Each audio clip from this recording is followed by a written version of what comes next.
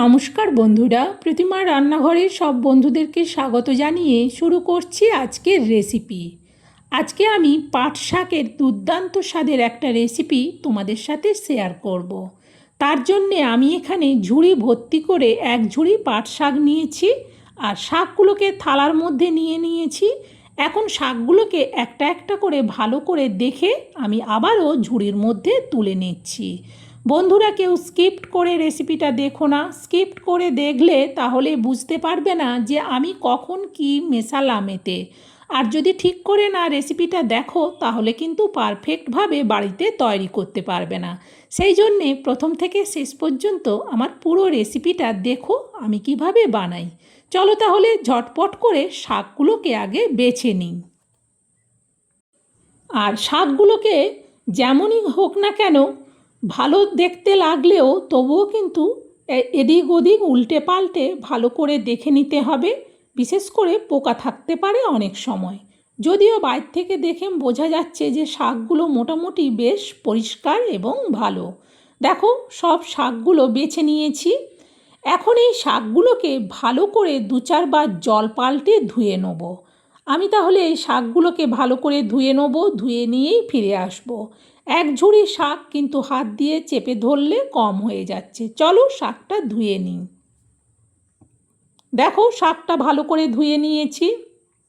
ধোয়ার পরেও এইভাবে থালার উপরে ঝুড়িতে রেখেছি যাতে তলা দিয়ে পুরো জলটা বেরিয়ে যায়। আজকের এই পাট শাকটা দুর্দান্ত স্বাদের আমি রান্না করব। এই শাকের সঙ্গে আমি দিয়ে দেবো মুগ ডাল। আমি এখানে নিচ্ছি মুগ ডাল। চামচ মেপে নেবো, তাহলে কিন্তু সুবিধে হবে মাপটা নিতে। আমি এখানে 4 চামচের মাপে ভর্তি করে 4 চামচ মুগ ডাল নেব। তবে এই ডাল একটু কম বেশি হলেও কোনো অসুবিধে নেই। এবার ডালটাকে ভালো করে ধুয়ে নিচ্ছি। যতক্ষণ না ডাল থেকে হলুদ জলটা যাচ্ছে ততক্ষণ এটা জল পাল্টে ধুতে থাকবো। দেখো, ডালটাকেও ভালো করে ধুয়ে নিয়েছি। এই পাট শাক দিয়ে ডাল রান্না করলে এটা ভাত রুটি সবের সাথে কিন্তু দারুণ লাগবে খেতে।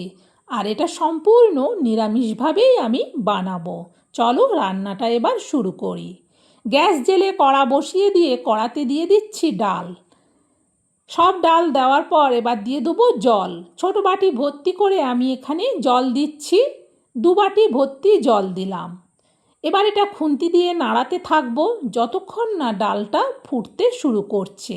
আর গ্যাসটাকে কিন্তু হাইতেই রেখেছি, তাহলে তাড়াতাড়ি ফুটে উঠবে ডালটা।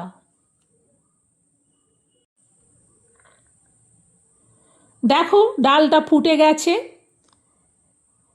এইভাবে ডালটা যখন ফুটে যাবে তখন গ্যাসটাকে মিডিয়ামে করে দিয়ে এতে দিয়ে দিচ্ছি অল্প হলুদ। হলুদ দেওয়ার পর আবারও ডালটাকে নাড়াতে থাকবো। সবেমাত্র ডালটা ফুটে উঠেছে, ডাল কিন্তু সেদ্ধ হতে এখনও অনেকটা দেরি আছে। গ্যাসটাকে মিডিয়ামে রাখলাম। মিডিয়ামে রেখে ভালো করে খুন্তি দিয়ে এইভাবে নাড়াতে থাকবো। প্রায় আমি 3 মিনিটের মতো ডালটাকে কিন্তু খুন্তি দিয়ে নাড়াচ্ছিলাম। দেখো, ডালটা কিন্তু আগের থেকে অনেকটাই সেদ্ধ হতে শুরু করেছে। এই রকম যখন ডালটা সেদ্ধ হতে শুরু করবে তখন এতে দিয়ে দেবো শাক।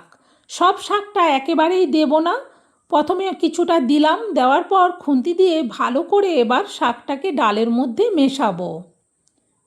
শাকটা দেওয়ার ফলে ডালটা কিন্তু ফুটে ওঠাটা বন্ধ হয়ে এসেছে। যতটা শাক ছিল পুরো শাকটা ডালের মধ্যে দিয়ে গ্যাসটাকে বাড়িয়ে দিয়েছিলাম। আবারও এটা ফুটতে শুরু করেছে। খুন্তি দিয়ে এটাকে নাড়াতে থাকবো যতক্ষণ না ভালো করে শাক আর ডালটা সেদ্ধ হচ্ছে।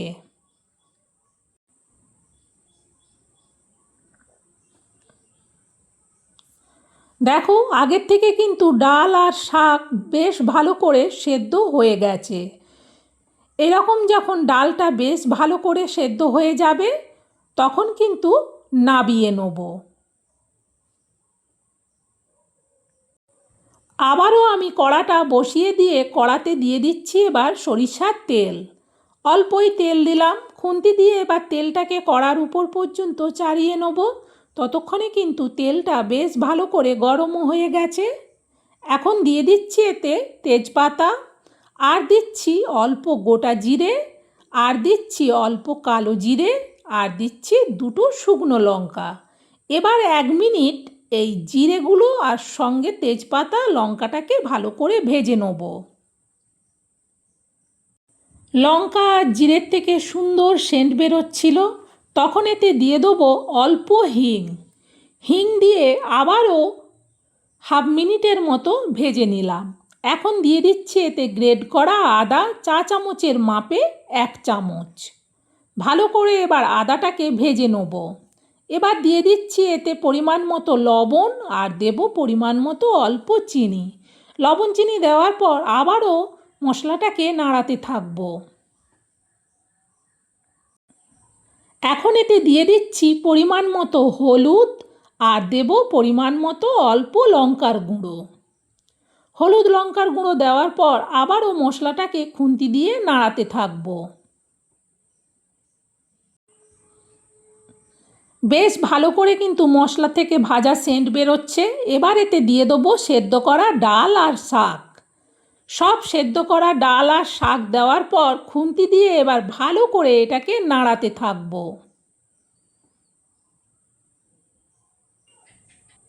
গ্যাসটাকে বাড়িয়ে রেখেছি, বাড়িয়ে রাখলে তাহলে কিন্তু এটা তাড়াতাড়ি আবার ফুটতে শুরু করবে।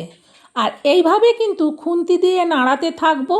তবে আমি এটা কিন্তু খুব বেশি পাতলা করব না, তোমরা চাইলে আর একটু পাতলা করতে পারো। দেখো এটা কিন্তু আগের থেকে অনেকটাই ফুটতে শুরু করেছে।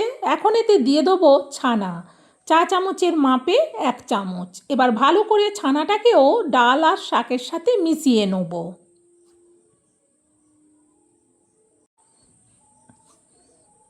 এখন এতে দিয়ে দিচ্ছি আমি জিরে গুঁড়ো 1/2 চামচ। এটা ভাজা প্লেন জিরে গুঁড়ো দিলাম। ভালো করে এবার জিরে গুঁড়োটাকেও ডাল আর শাকের সাথে মিশিয়ে নিলাম। এটা কিন্তু একেবারে রেডি। শুধু নামিয়ে নেওয়ার আগে দিয়ে দেবো এতে 1/2 চামচ ঘি। এই ঘিটা কিন্তু দিলে রেসিপিটা আরও সেন্ট হয়, আরও বেশি টেস্ট হয়। এবার ভালো করে ঘিটাকেও পুরো ডাল আর শাকের সাথে মিশিয়ে নিয়েছি। দেখো রেসিপিটা কতটা সুন্দরভাবে পারফেক্টভাবে হয়েছে। এবার এটা নামিয়ে নেব।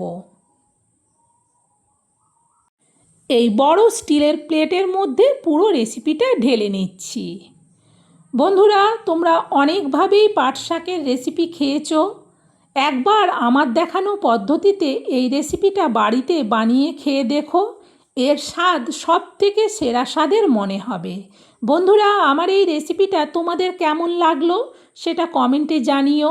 ভালো লাগলে একটা লাইক দিও, আর রেসিপিটা তোমরাও শেয়ার করে দিও, যাতে আমার দেখানো পদ্ধতিতে এই পাট শাকের রেসিপিটা সবাই বাড়িতে বানিয়ে খেতে পারে। আজকের মতো রেসিপি শেষ। আবার অন্য দিন অন্য রেসিপি নিয়ে তোমাদের কাছে চলে আসবো। বন্ধুরা তোমরা সবাই ভালো থেকো, সুস্থ থেকো। আবার পরের রেসিপিতে দেখা হবে। আজকের মতো বিদায়।